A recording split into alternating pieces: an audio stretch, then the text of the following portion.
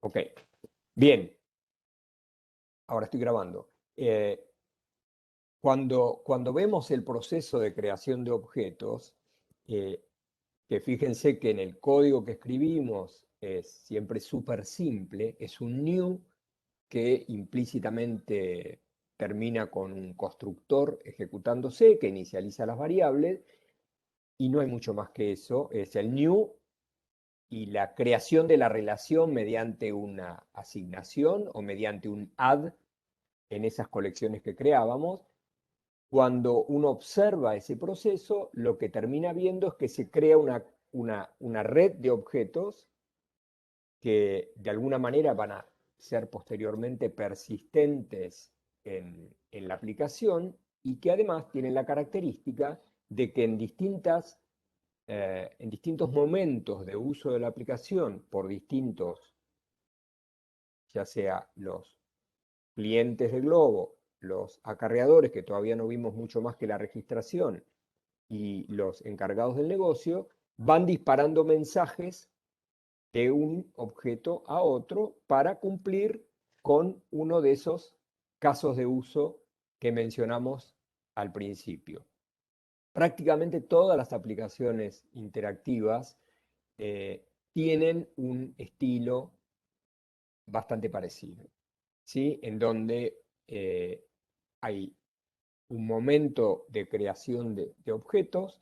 En este caso particular, los objetos se van creando, hay dos tipos de objetos que se crean prematuramente, que son los productos y los negocios. Por más que después yo puedo agregar productos y puedo agregar negocios, necesito tener un buen conjunto previo antes de empezar.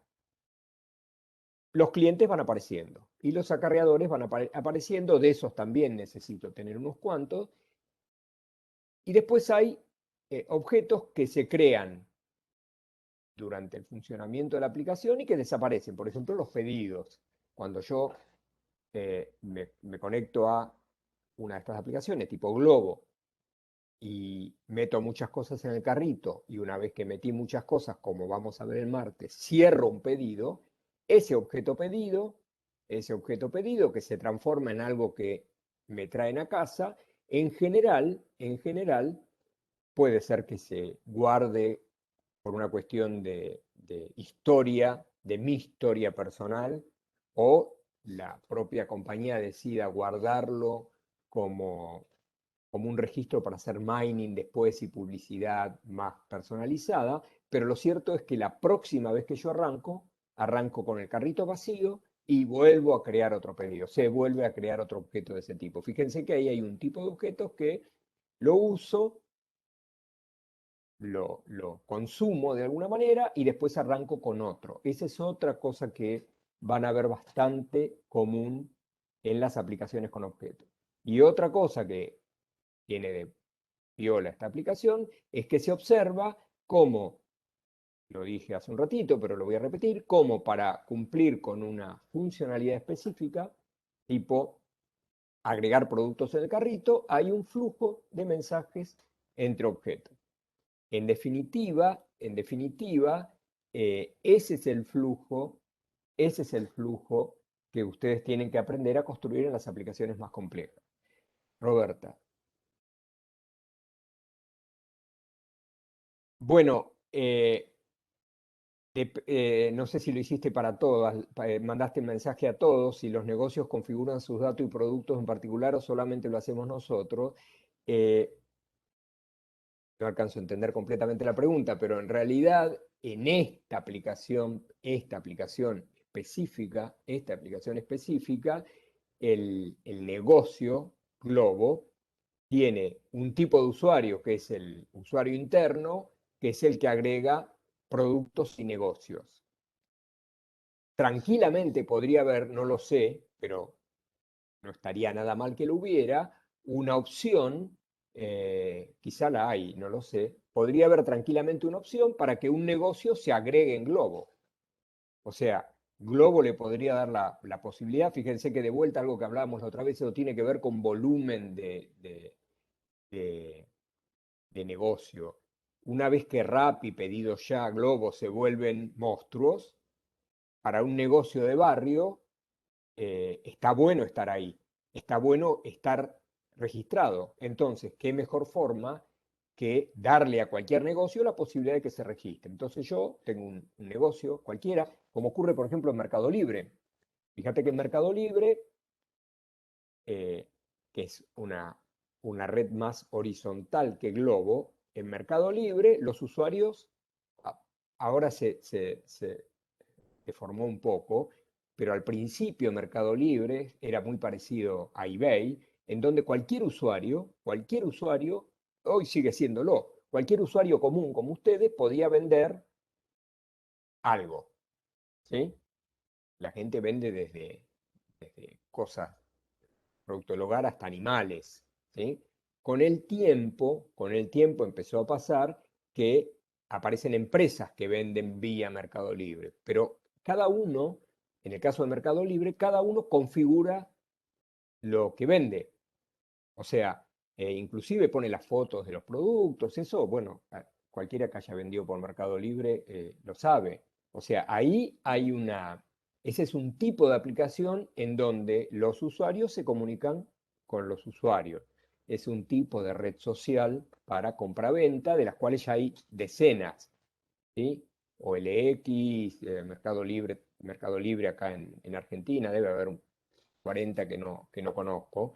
Eh, que es un poquito distinto al negocio de tipo Carrefour o Globo. Pero en definitiva está en los requerimientos de la aplicación cuánto poder le das al usuario final. En todos los casos, el, el código y los objetos que permiten hacer eso los tenemos que escribir nosotros. Cuanto más sofisticado sea el proceso de creación de objetos de la aplicación, por ejemplo, en tipo de Mercado Libre, más trabajoso va a ser para nosotros el proceso de creación de objetos.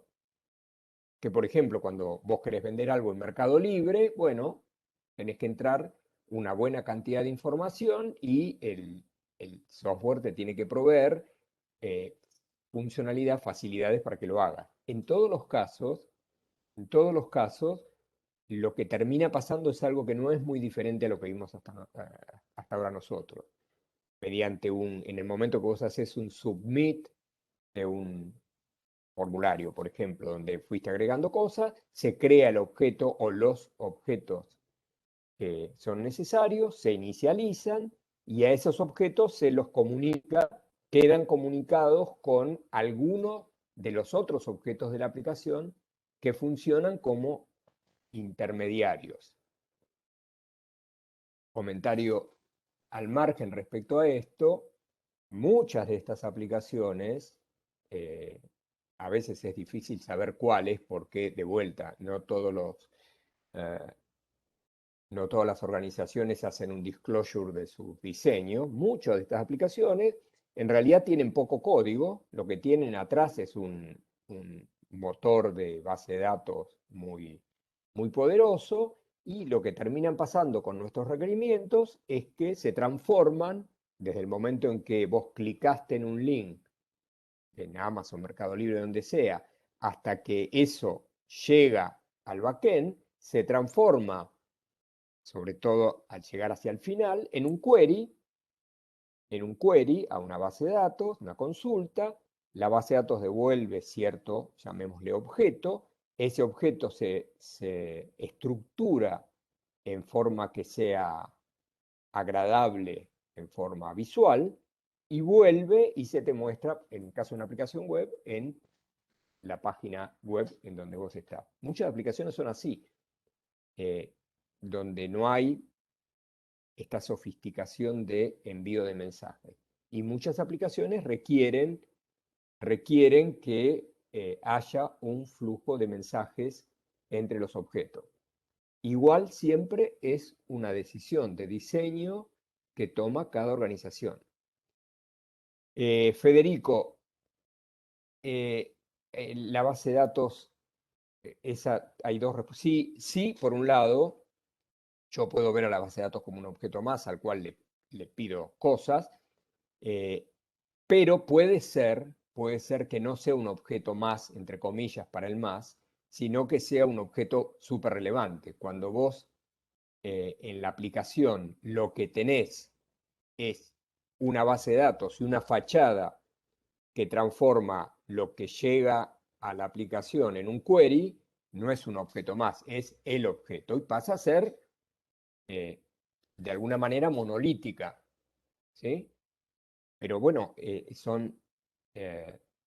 son decisiones de diseño que si vos sos una persona que diseña base de datos correctamente, el tipo de problemas con los que te vas a enfrentar son otros completamente distintos. Fíjate que cuando hay mucho código de procesamiento, la base de datos como único recurso pasa a ser un poco escaso porque el lugar donde uno pone código en una base de datos, que en las relacionales eran los vector procedure, es bastante más pobre en términos de estructuras que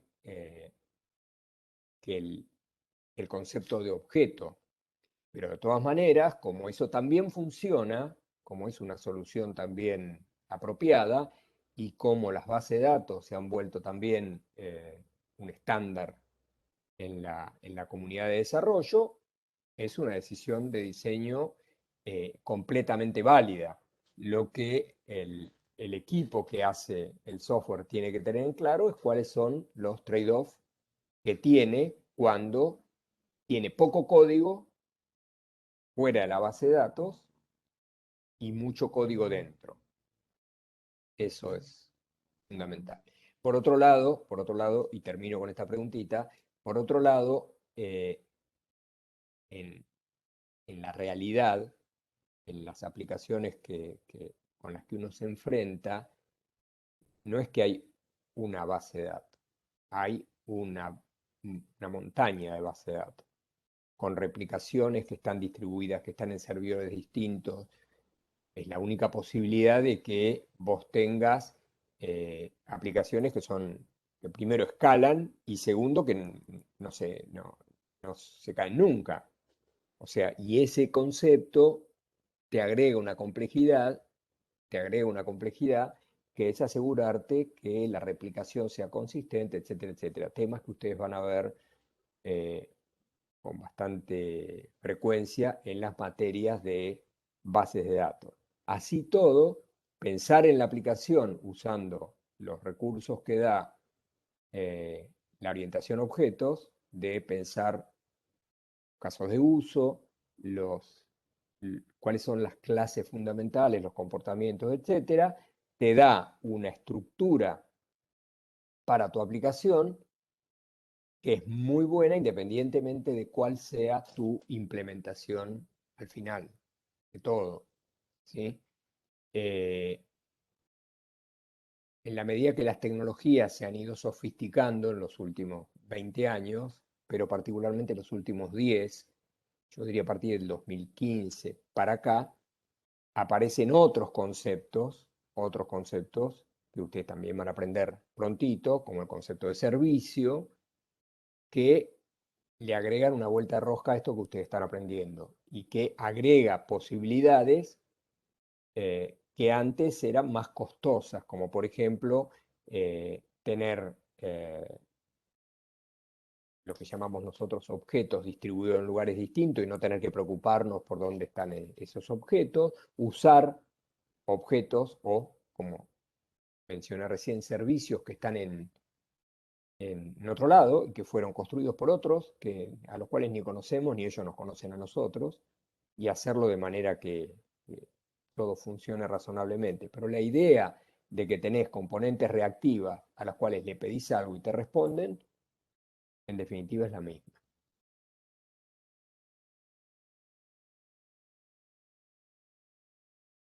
Bien, mientras alguno pregunta, cosas que me quedaron de la clase pasada.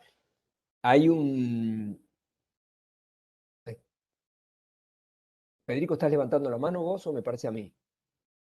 Sí, pero no quería interrumpir, si querés, No, dale, dale. dale, es más divertido escucharte a vos que a mí. No, tenía una duda. Me acuerdo que vimos en su momento esto del dis y del super, y me quedó como una duda así, medio de costado, de por qué al super es como que no se lo menciona como una pseudo variable, sino que es como una pseudo variable entre comillas, como que no termina de entender eso. Sí, no, a ver, primero, eh, son pseudovariables en el sentido de que vos no le asignás nada. Eso eso es así. Ocurre con el super, a diferencia del dis, que tanto el dis como el self en otros lenguajes tienen una semántica semejante. El super, en Java particularmente, que es el lenguaje que ustedes van a usar, tiene un significado diferente.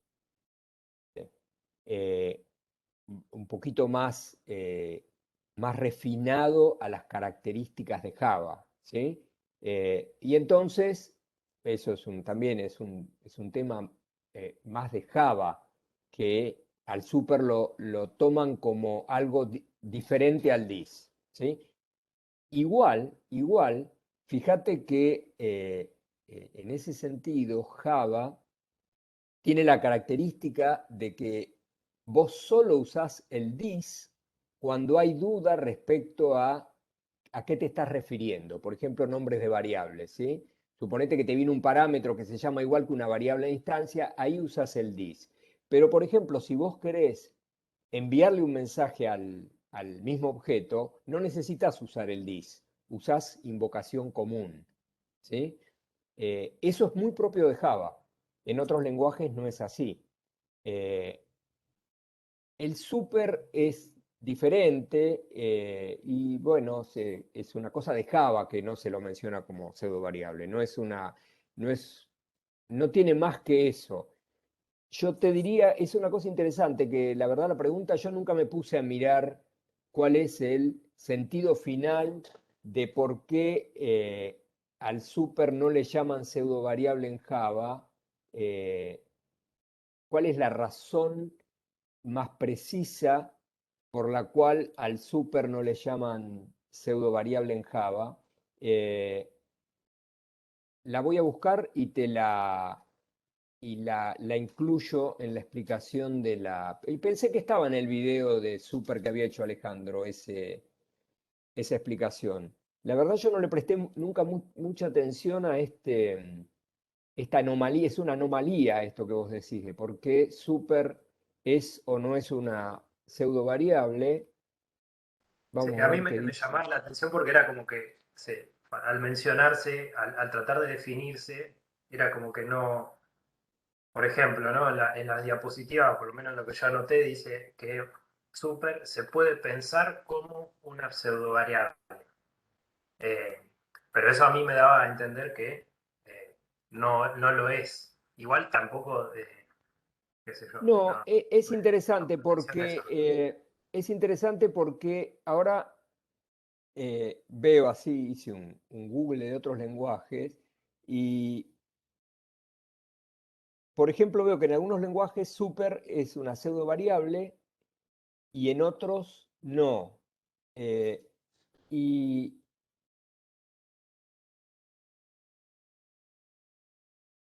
y en Java específicamente, ¿por qué no le llaman pseudo variable?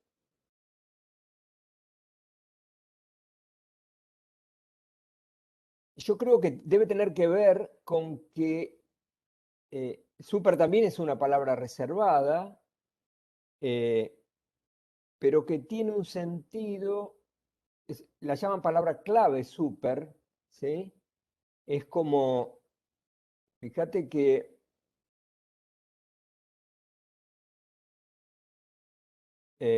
tiene el mismo sentido estoy mirando código, ¿no? Tiene el mismo sentido que una variable común, lo único que eh, se considera más una palabra clave que, que una pseudo variable. Ahora, ¿por qué no se considera una pseudo variable?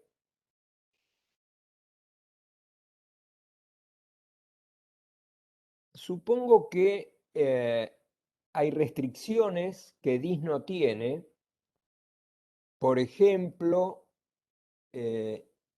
acá estoy encontrando algunas. Cuando vos la usás en un constructor, la llamada super debe ser la primera instrucción en el constructor.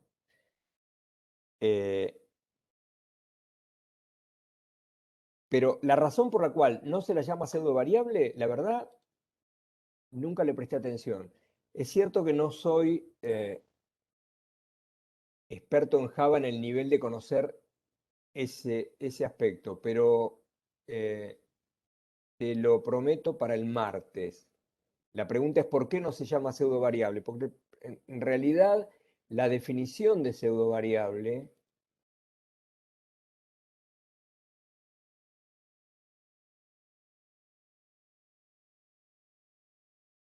es, bueno, después en otros lenguajes sí se la considera pseudo variable.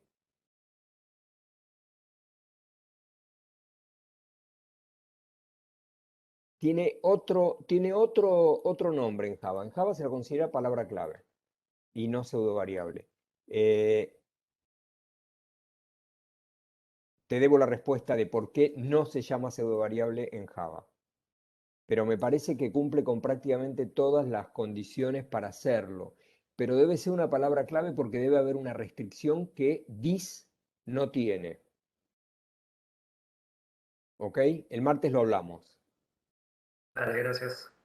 No, de nada. Perdón por no. Perdón por lo burro. Lo hablamos la otra vez con Alejandro esto, pero no me acuerdo exactamente si concluimos algo o no. Ahora me quedé con él. Por ejemplo, estoy frente a un texto de Java que tiene un capítulo que dice pseudo variable super. eh, nada.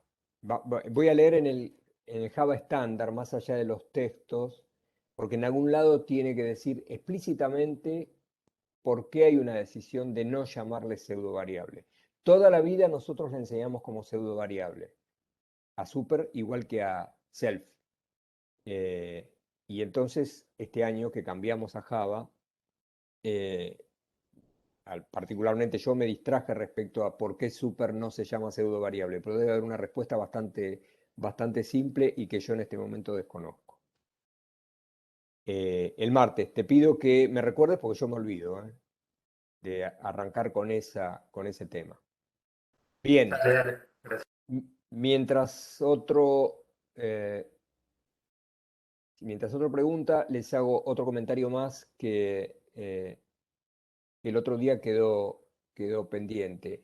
En realidad, cuando uno está haciendo, cuando uno está construyendo, independientemente del enfoque que use, si usa un enfoque ágil o un enfoque en cascada, si está usando diagramas en el tipo de los casos de uso o en el tipo de los diagramas de clases que ya vimos, eh, en realidad, todo termina en que tanto los casos de uso o las historias de usuario que ustedes van a ver en ingeniería de software ya mismo, eh, terminan en código. Y al final del día, terminan en código. Código escrito en algún lenguaje de programación, más eventualmente una base de datos, eh, que puede ser explícitamente definida o ser definida automáticamente mediante eh, alguna estructura de persistencia de objetos. Eso también es una decisión que ustedes van a tomar cuando construyan el sistema, pero al final eh, todo termina en código. Eh, espérame y Cuchet te respondo en 2 minutos. Un problema muy serio que existe en el software desde siempre y que se agrava con los años es que resulta muy difícil establecer la vinculación entre un requerimiento particular y el código que satisface el requerimiento, en dirección directa o en dirección inversa. es lo que se conoce en software, pero que es un término que se utiliza en otras disciplinas también, como trazabilidad. ¿Sí? La trazabilidad se volvió muy popular en la exportación de ciertos productos, particularmente el ganado, las vacas, pero también productos de tipo no fresco. Y básicamente significa que cuando vos, en país X, estás con un corte de carne que compraste en algún lugar, vos podés, a veces puede hacerlo un usuario, a veces puede hacerlo la compañía que hizo la importación, vos podés saber ese pedazo de carne que estás comiendo, de qué vaca salió, esa vaca en qué barco llegó, en qué envío, de dónde vino, de qué campo salió y qué vacunas en su momento le aplicaron. Eso implica, esa trazabilidad implica, en el caso de lo que es muy hardware, como la carne, implica que vos podés tener una caracterización precisa de todo el camino del, de ese producto. O sea, un corte de carne o una bolsa de papa frita. Claro, el blockchain tiene otro contexto distinto. En el caso del código,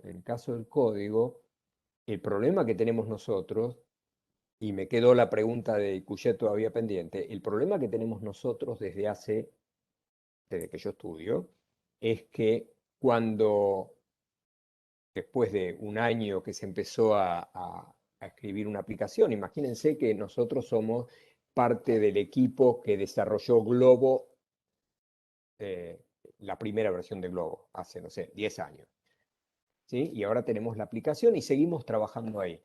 O entramos recién a trabajar ahí y tenemos una base de código de cientos de miles de líneas de código. Y entonces eh, queremos hacer un cambio en el código. ¿Cómo sabemos ese cambio a qué requerimiento eh, pertenece? O al revés, dado un requerimiento que cambió, por ejemplo, ahora el tal pedido se va a hacer de una manera distinta. ¿Cómo sabemos cuál es el código que tenemos que tocar? La verdad es que no lo sabemos. Tenemos la menor idea. Eso lo terminamos resolviendo leyendo código. Al final, final, final. No hay ninguna herramienta, hay herramientas, pero no 100% populares que nos vinculen con mucha precisión los requerimientos con las líneas de código. Fundamentalmente porque eh, el desarrollo de software se volvió a ser eh, artesanal en el sentido de que diseñamos poco, básicamente por la prevalencia de los métodos ágiles. Y ahora te respondo, Cuyet, en realidad no sé qué significa que no se trabaje tanto con código. La gente codifica mucho. O sea, se codifica eh, consultores. A ver, el primer trabajo que tiene prácticamente todo el día, no, estás preguntándome algo distinto. Más trabajo como consultor que como desarrollador. Y eso es muy relativo, siempre es muy relativo. Muy relativo. Eso depende de flujos de desarrollo. Nunca vas a empezar a trabajar como consultor, raramente empezás a trabajar como consultor sin haber desarrollado. Es muy raro que alguien, además consultor, ¿qué significa consultor, no? Porque hay consultores que lo que hacen es picar código en su casa. O sea, código se sigue escribiendo. Lo que pasa es que lo que cambia mucho, lo que cambia mucho con las modas y con el tiempo, es qué significa escribir código. Escribir, por ejemplo, definir la estructura de una base de datos y los store procedure de una base de datos es tan parecido a escribir código como escribir clase Java. No hay una diferencia tan grande, pero la realidad es que lo que faltan hoy en países como el nuestro, que tiene una demanda de trabajadores de tecnología de la información brutal, lo que faltan es constructores, donde constructores significan personas que pueden escribir o Java o HTML o XML o Python o JavaScript o un cachito de cada cosa. Eso es lo que falta. Cuanto más arriba vas en la escala zoológica, faltan más. O sea, sí, faltan obreros, faltan muchos. En nuestra disciplina faltan mucho, pero no es que faltan obreros, falta todo. O sea, si vos buscás gente que pueda hacer quality assurance, no hay. Todos tienen trabajo y están tapados de trabajo. O sea, trabajo para la gente que tiene la formación que van a tener ustedes, no falta, yo diría desde que yo estudié. No era tan común en aquel momento que sobrara trabajo. Había un match bastante más preciso. Pero hoy en día hay una escasez de gente de tecnología, de información, que se cuenta en, creo que varios miles por año. Aún, aún siendo nosotros una de las pocas disciplinas que existen en donde un estudiante de tercer año, cuarto año, trabaja como si fuera un profesional. Eso no podría hacerlo un médico, ni un psicólogo, ni un abogado, ni un ingeniero, ni un dentista. Está bien que nos faltan, ¿sí? No sé si nos faltan médicos, pero digamos, un estudiante de tercer año de medicina no va a atender pacientes. Un estudiante de tercer año de informática puede trabajar tranquilamente y larga la carrera en ese momento y se transforma en líder de proyecto y después en dueño de la compañía. Eso es común desde hace, pero muchísimo, muchísimo. Es cierto que suelen demandar senior o semi-senior, pero bueno, la realidad es que nadie llega a senior o a semi-senior si antes no es junior. Eso. Lo que pasa es que, lamentablemente para ustedes, porque hay una parte mala de esta situación, eh, esta coyuntura, que ya hace muchos años que es así, los obliga a quemar etapas a una velocidad que la propia naturaleza de nuestro cerebro no está, no está lista. O sea, eh, está buenísimo arrancar como junior y en un año pasar a ser semi-senior, aunque te sigan pagando como junior, porque también ese es otro tema muy complicado que hay en nuestra industria de respecto a cómo le pagan a la gente según lo que da, ¿no es cierto? Pero la realidad es que de golpe vos en un periodo que tendrías que tomarte unos años para crecer en responsabilidades, empezás a tomar responsabilidades que no estás en condiciones de tomar porque tenés 21 años y tenés que tomar decisiones que involucran muchísimo dinero, eh, pero es lo que hay, es realmente lo que ocurre. Y lo que termina pasando, desgraciadamente, desde hace mucho, no de ahora,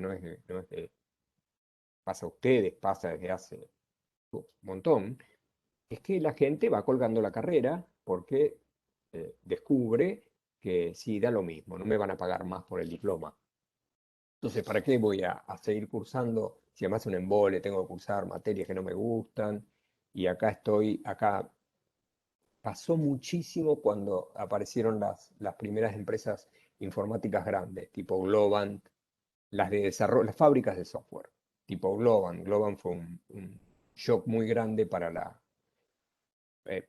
población de desarrolladores, porque se transformó, Globant y Google cuando entró en Argentina, transformó en una especie de imán con sueldos buenos y con condiciones de trabajo inauditas para un trabajador, ¿no? Eso de llegar al laburo y que te esperen con el café y las medialunas, y después cuando te cansás te vas a la sala de juegos y tenés también masajes gratis y sala de música y una cosa muy Google, ¿no? Cultura muy Google. Eh, Eso lo que terminó pasando es que, bueno, la compañía creció, les va muy bien, pero terminó pasando con una generación de tipos que largaron las carreras porque ¿qué sentido tenía si no cambiaba nada? Pero con el tiempo empezaron a aparecer cosas que nadie te avisa, como por ejemplo que si sabes inglés es un plus fundamental, si hablas inglés es un plus, si no hablas es un límite enorme, porque estás en un mercado global, tenés que discutir requerimientos con un tipo de la India o de Gran Bretaña, y entonces vos no hablas inglés, y entonces nada, estás en un rincón escribiendo código, eso nadie te lo dice. No, no, no es algo que, digamos, nuestra disciplina es una disciplina que crece muy desordenadamente. Digamos, las disciplinas más tradicionales, tipo la medicina, la ingeniería, etcétera, las carreras tienen siglos y entonces se sabe que tiene que aprender un médico. A nosotros nos cambia el objeto de trabajo cada 4 años. O sea, hay conceptos que no existían hace 10. O sea, hay conceptos que se inventaron hace nada. Y entonces vos no tenés una materia eh, que trate ese concepto en el programa. Tenés que hacer un cambio de plan y los cambios de planes demoran mucho tiempo. Sí, hay muchos freelancers también, Diego. De hecho, otro de los desarreglos enormes que han ocurrido en los últimos 5 o 10 años, no mucho más que eso, es esta cosa muy previa a la pandemia, muy previa a la pandemia, de la gente trabajando en su casa para compañías de algún lugar, ¿sí? O para compañías de acá que venden en otro lugar. Y trabajando en un home office, discutiendo por este medio. Esto que estamos haciendo nosotros ya existía para la gente que trabajaba en su casa en tecnología de la información hace mucho. Buena parte de la gente que se ha ido últimamente de nuestro grupo ha sido para trabajar así, para trabajar con un cliente que paga en dólares directamente y que, digamos, yo me desvinculo de cualquier relación con una compañía. Obviamente son empleos más estables, ¿no? Gesiel, bueno, en realidad el valor añadido que tiene cualquier eh, graduado universitario, específicamente en nuestra carrera, es que hay un conjunto de conceptos que no vas a aprender por tu cuenta. O sea, podés aprender por tu cuenta, pero que nunca lo vas a hacer si no estás obligado, con lo cual tu formación, si sos un programador independiente, usando el término que vos estás usando, y tranquilamente, es completamente válido eso, ¿no? Vos sos una persona que tomó un par de cursos suponete primero y segundo de la carrera, y entonces ahora lo que haces es aprender cada uno de los lenguajes que van apareciendo, que son pilas por año, y te pones a trabajar o como freelancer o como empleado de una compañía y sos experto en, ponele, R, Python, cualquier lenguaje. Tema es que hay cierta formación que vos te perdiste porque dejaste en la carrera que tranquilamente puede hacer que signifique un obstáculo para tu crecimiento profesional. Eso a vos como individuo, ¿no? Puede ser que obture tu crecimiento individual más allá de que con tu foco como eh, mecánico que trabaja en un taller, ganes bien. O sea, desde el punto de vista del individuo, eso puede tener un impacto, yo diría, relativo, que va a depender de que la tecnología no haga un cambio brutal y que vos te quedes fuera de- de mercado, ¿sí? Suponete, le pasaba a los que le pasaba a los que en su momento eran especialistas en COBOL hace 100 años. bueno, que todavía hacen falta tipos con esa formación, pero esos tipos eran especialistas, de golpe cambió la informática, ahora hace unos años que no cambia tan brutalmente, y esos tipos se quedaron afuera del mercado, porque lo que hacía falta era saber objetos con Java. Eh, y entonces los tipos quedaron fuera del mercado. Desde el punto de vista de los individuos, eso tiene un impacto. Ahora, desde el punto de vista de la industria en sí y del país, el hecho de que no tengamos más graduados universitarios es equivalente a que lo único que exportes sea soja. Si nosotros lo único que producimos son programadores, estamos condenados a sufrir lo mismo que sufrimos por ser un país que exporta soja y vacas. O sea, si lo que vos producís está en el nivel más bajo, soja y vacas, a vos te entra guita, efectivamente te entra guita, pero no vas a tener el progreso que tienen los países que exportan 3 niveles más arriba, como Corea, China o cualquier país europeo. Pasa exactamente lo mismo. Si vos lo que generás son programadores, vas a poder vender un commodity que es la programación. Si vos formás gente que tiene una estructura de conocimiento mayor, vas a poder vender algo mucho más elaborado. Vender tipos que inventan negocios o tipos que son capaces de hacer servicios de muchísimo más alto nivel. Por eso, el problema de que la gente no se recibe no es un problema para ustedes no recibirse. O sea, yo podría pasarme 5 horas vendiéndoles que se tienen que recibir. Para ustedes puede ser un problema o no. Eso no lo sabemos hoy. Para bueno, obviamente para la universidad, pero para el país es un problema que la gente se termine formando eh, solamente en eso. Bueno, contesto otras preguntas. Eh, Sí, Uruguay exporta más vacas que nosotros, es cierto, y hay gente que exporta más lo que sea. Ningún país, Uruguay es un país muy chiquito, con una población muy chiquita, y que tiene otra estructura completamente distinta a la nuestra. Un país de nuestro tamaño y la cantidad de población que tenemos nosotros está obligado a exportar otras cosas. Las vacas no las tenemos que comer. El problema es que es lo mismo que los porotos y el maíz y el trigo, nos lo tenemos que comer. El problema es cuando no podemos comer el pan porque es caro, pero, y al mismo tiempo necesitamos exportar el trigo porque la guita nos entra por ahí.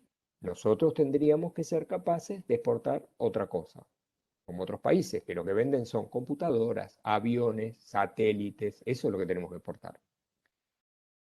Por eso tenemos que producir más profesionales. Es condición necesaria, pero no suficiente. Por más que tengamos profesionales, no alcanza con eso. Después hay otros aspectos que no tienen que ver con esto. Bueno, sigo más arriba. Respecto a cuando objetos era un paradigma y se contaba cómo iba a revolucionar todo. A ver, las expectativas que yo personalmente tenía en el momento que aprendí objetos, medio por mi cuenta, 82, 80 y por ahí, 80 y pico, principio de los 80 y un poquito más adelante, cuando empecé a usarlo más intensamente, las expectativas que yo tenía no se cumplió para nada se cumplieron, porque el software sigue teniendo los mismos problemas.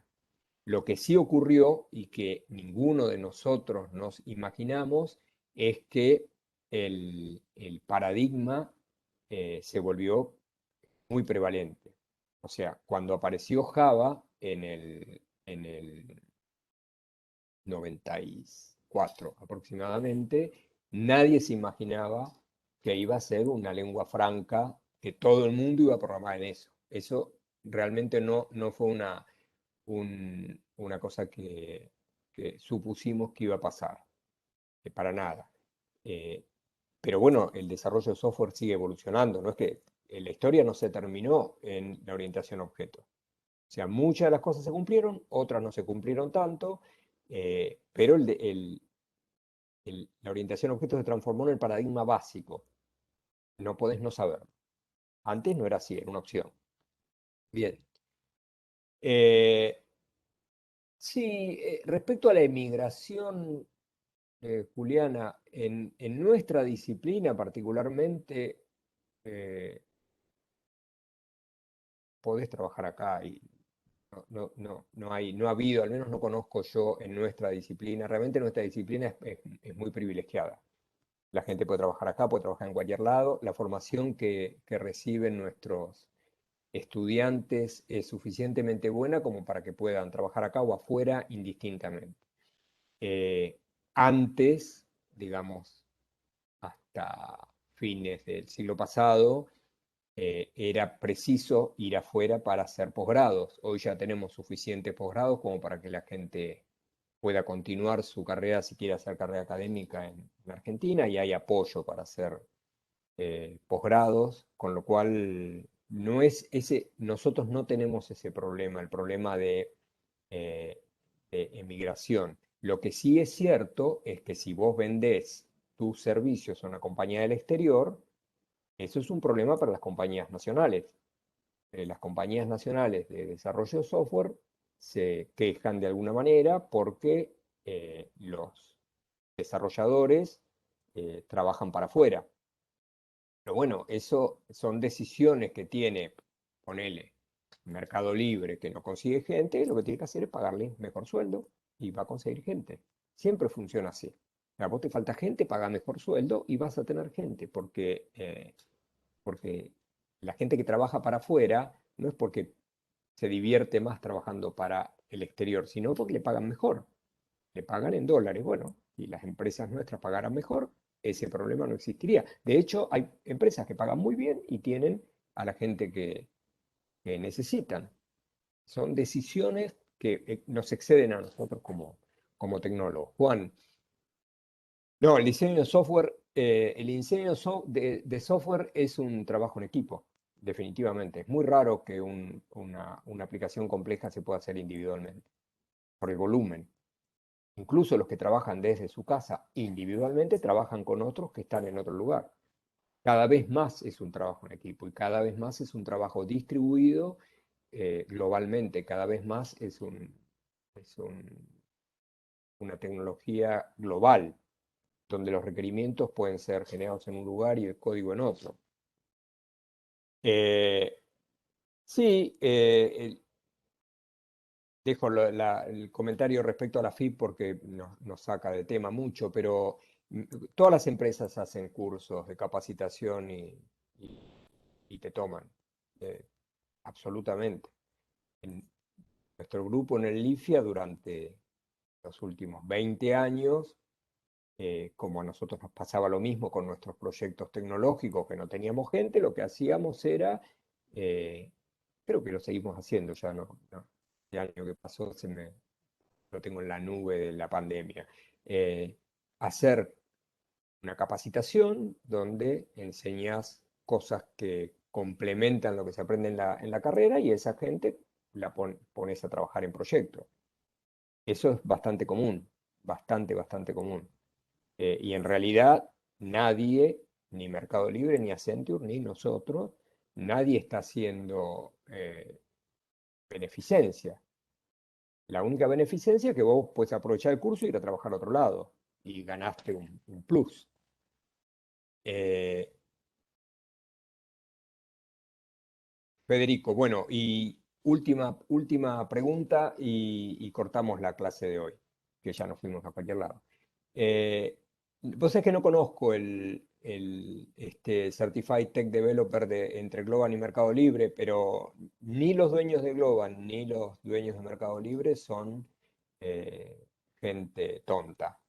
De hecho, es gente bastante afilada y saben lo que necesitan.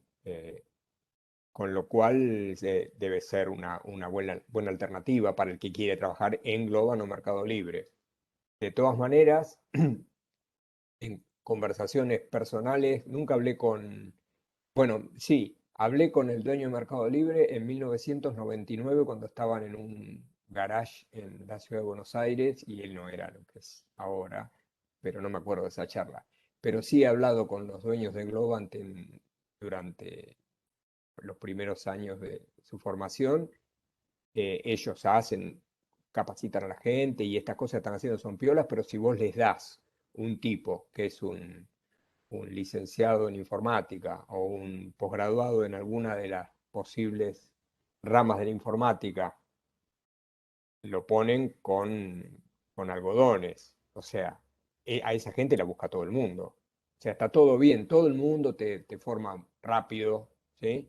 Eso lo hace todo el mundo, pero todo el tiempo los que somos más viejos, nos conoce más gente básicamente por estar hace muchos años en el mismo lugar, todo el tiempo estamos recibiendo mails personales de gente que nos dice, che, necesito urgente a alguien que sea capaz de, y tiran un chorizo así de personas que no existen, porque ya tienen trabajo. O sea, el tipo que programa lo consiguen fácil, por ejemplo, con estas tecnicaturas o certificaciones. Eso se consigue, pero no siempre alcanza con esos tipos.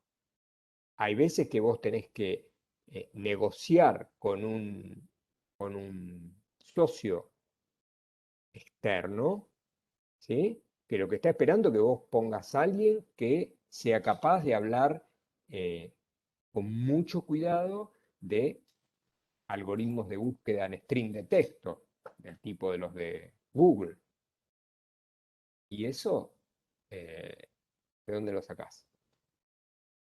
Alguien mencionó en este chorizo al blockchain. Blockchain se puso de moda, todo el mundo aprende blockchain, bárbaro, aprendés blockchain en un curso de blockchain. Ahora, vos tenés que implementar un negocio nuevo que va a usar blockchain para hacer mining de alguna cripto, lo que sea, y no vas a agarrar un chico o chica que toma un cursito. Vas a salir a buscarlo, vas a hacer una búsqueda súper fina, vas a escribirle a todos los que conoces, che, ¿tenés algún especialista que haya hecho un posgrado en blockchain? Eso sigue siendo así. Lo cual, insisto, y termino acá, no implica que el camino de aprender un lenguaje y ponerse a trabajar o hacer ese curso de Globan y Mercado Libre sea un mal camino como decisión individual. Y nosotros, aún los que preferiríamos que todos ustedes terminaran la carrera, incluso yo personalmente preferiría que los que son buenos, son buenos en el sentido que tienen ganas, ¿sí? Ya hago una especie de sinonimia entre tener pila y saber hacer las cosas. Preferiría que siguieran con nosotros, hicieran un posgrado, se quedaran trabajando en investigación, se quedaran en la universidad, a pesar de que yo prefiero eso. eh, Obviamente hay 200 opciones que para cada uno pueden ser, para cada individuo pueden ser mejores. Eso es así, ¿ok? Bueno, chicos, terminamos acá. Nos vemos el martes. Les quedé debiendo lo del super a alguien y alguien quedó en que me va a mandar un mensaje respecto al tema de hacer un ejemplo de reingeniería, ¿ok? Voy a cortar la grabación acá.